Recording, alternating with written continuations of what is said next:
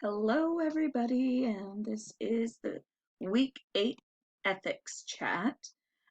We've got two chapters this week, chapters 15 and chapter 20.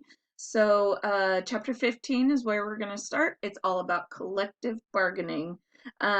So, I just want to give you a couple of tips on how to direct your studying for this week for the homework especially. So I will be using the homework to help guide this ethics chat. Now, I've posted Bonnie's PowerPoints from last year, and Bonnie reads sections of the book for you. What I did was listen to that while I read, and it really, really helped. So I'm going to just put that out there because that is an effective way of studying for me. So to get started, we're starting on page 216. These are the things you need to know for the test. Sorry, not the test, the homework. All right, so you will need to know the definition of collective bargaining, and that, of course, is on page 216, and it says collective bargaining involves activities occurring between organized labor and management that concern employee relations. Also, on page 216, you'll need to know the definition of a labor union, which is an organization of workers, often in a trade or profession, formed to protect their rights and interests and improve their economic status and working conditions through collective bargaining with employers. All right. After that, you will need to know the name of some of the larger nursing unions. Specifically on page 219, there is a subsection that says unions representing nurses. The second paragraph starts with the Service Employees International Union. So that's the SEIU. That one is very important. It employs 1.5 million nurses. Sorry, it represents rather than employs. It represents a great deal of nurses. There are also the ANA, you've probably heard of, the American Nursing Association, and the Steel Workers of America. Believe it or not, that's a very large one as well. Let's see. You will need to know the reasons for joining a union as a nurse. That can be found on page 219. And there's a little chart. You know how much I love the charts. At the very bottom of the page, it's box 15.3, and it is reasons nurses join unions. You'll also need to know why they don't join unions. That will be found on page 221 in a box, and it's box 15.4, reasons that nurses do not join unions.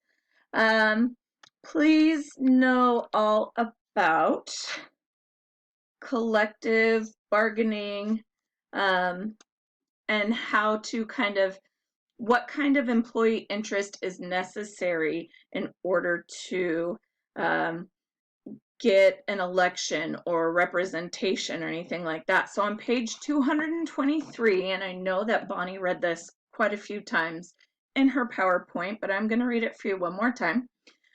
All right, during the election, 50% plus one of the people petitioned have to vote before the union can be recognized.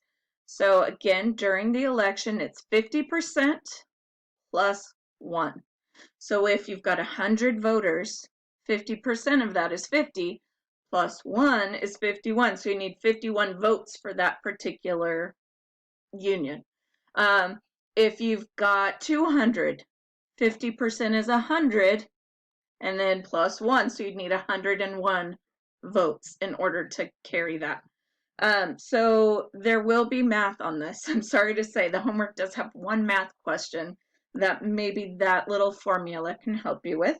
Again, that's on page 223. And we also need to know the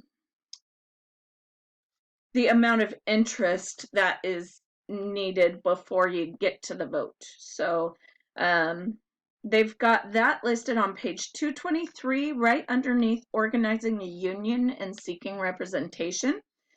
It says most collective bargaining agents require 60 to 70% of employees to sign interest cards before they begin working on the campaign.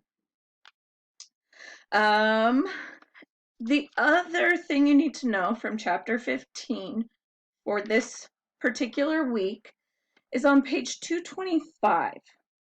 Actually, it's like the very bottom of 224 and all of 225. It's under nurses and strikes. So you'll need to know reasons why striking is justified and necessary. There's a couple of different things. Just make sure that you really read and have a couple of ideas about why striking is necessary. Okay, moving on now to chapter 20. Chapter 20 is all about assuring provider competence through licensure, continuing education, and certification. So the very first thing you need to know here is the definition of competence. That's found on page 289.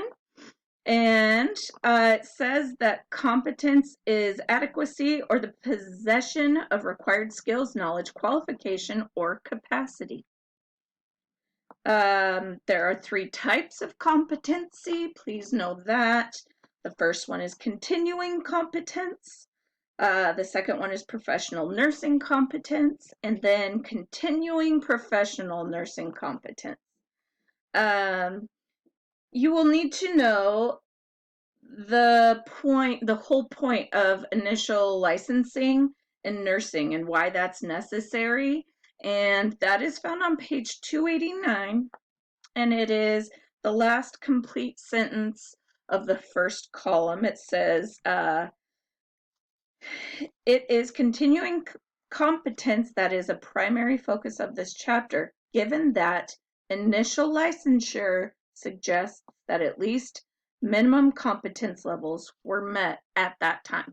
Minimum levels, like most licenses, they're not, you don't have to get 100% on a driver's license to drive a car. You just have to pass with the bare minimum to drive a car. So it's the same with most licenses, sadly.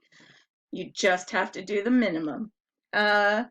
Who is responsible for competence? Is it the nurse? Is it the hospital? Is it the organization? Is it the union? You will need to know that. I will tell you that can be found in 2 places, but the easiest place to find that, page 289 in the box at the bottom. It's box 20.1. And it has the answer to that in the second bullet point, so pretty easy to find there. You will need to know pros and cons of certification. You can find that on pages 294 and 295. You will need to also look at state requirements, which are different for every state to get continued education. So on page 293, in the box, that's a half-page box, it's box 20.2. Don't just look at the state of Oregon. It's important to pay attention to the rest of the bigger states as well. And you can also read about CE and medicine on page 292 with how many different boards there are, and that can kind of help you understand why there are so many different requirements per state and why there's not a single common thread per state in licensing continuations. So you have a quiz starting tomorrow on chapters 14 and 17 from the last couple of weeks.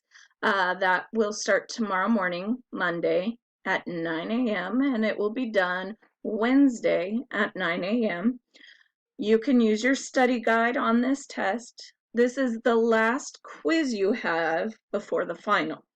So, I've posted the study guide for 3 weeks now. Feel free to use that, fill it out, do whatever you need to. You can email me if you're stuck on a question. Just let me know and I will do my best for you to make sure that you pass this. You only have really 2 more weeks of work after this, so that's a good feeling, right? Okay, have a great week. Happy November.